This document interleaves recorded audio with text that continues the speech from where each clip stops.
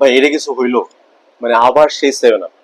মানে এমনিতেই আসলে ব্রাজিলের ভক্তরা, মানে আমরা আসলে, আমিও তো ব্রাজিল ভক্ত, এই সেভেন আপটা ভুলতে পারি না। সেই সেভেন আপ আবার মনে করে দিল আরো একবার জার্মানি।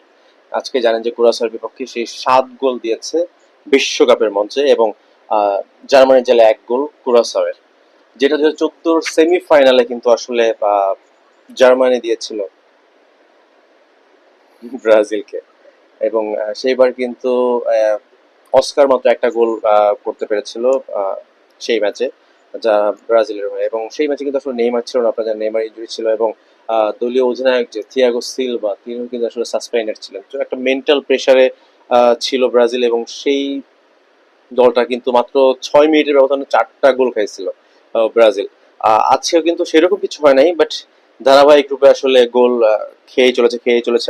আপনারা জানেন যে আসলে কুরাসাও কিন্তু ছোট্ট একটা দেশ, মাত্র 1.5 লাখ মানুষের বসবাস, একটা ছোট্ট একটা আইল্যান্ড।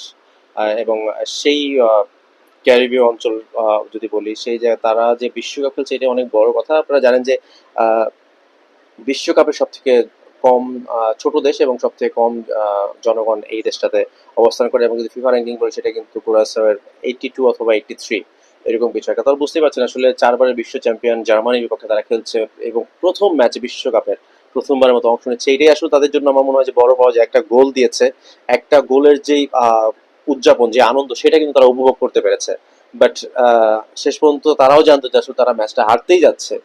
ইভেন যদি বলি যে এই ম্যাচ শুরু হওয়ার আগে আমি দেখছিলাম যে আসলে প্রেডিকশন 95% আসলে আহ, জার্মানির পক্ষে যে জিতবে এই ম্যাচ, এবং সেটাই হয়েছে। কিন্তু সমস্যা হচ্ছে সেই সেভেন আপ। আমার মনে হয় যে ব্রাজিল সমর্থকরা আবারও সে এই বিশ্বকাপটাও আসলে আবার সেই সেভেন আপের যেই দুঃস্বপ্ন, আসলে সেই দুঃস্বপ্নটা আবার মনে করে দিল জার্মানি। এবং জার্মানির হয়ে কিন্তু যদি বলি 7 গোলের ক্ষেত্রে 6 জন স্কোর করেছেন, এর মধ্যে 2টা গোল কিন্তু করেছে একমাত্র কাই হাভার্টস। 5 জন কিন্তু 5টা গোল করেছে, এবং কাই হাভার্টস সহ টোটাল 7টা গোল হয়েছে। এবং যাই হোক, জার্মানি তো জিতেছে, বাট আমার মনে হয় যে ব্রাজিল দলের জন্য এই জয়টা একটা দুঃস্বপ্নের মতো ক্রোয়েশিয়ার বিপক্ষে।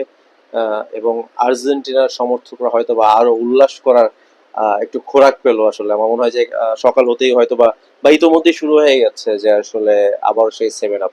এটাতে দেখবেন, আমার মনে হয় যে অনলাইন সামাজিক যোগাযোগের মধ্যে এখন যদি আপনারা ঢুকেন, তাহলে দেখবেন যে এই সেভেন আপ নিয়েই আসলে বেশি চর্চা হচ্ছে আমার মনে হয়, জয় ছাপিয়ে।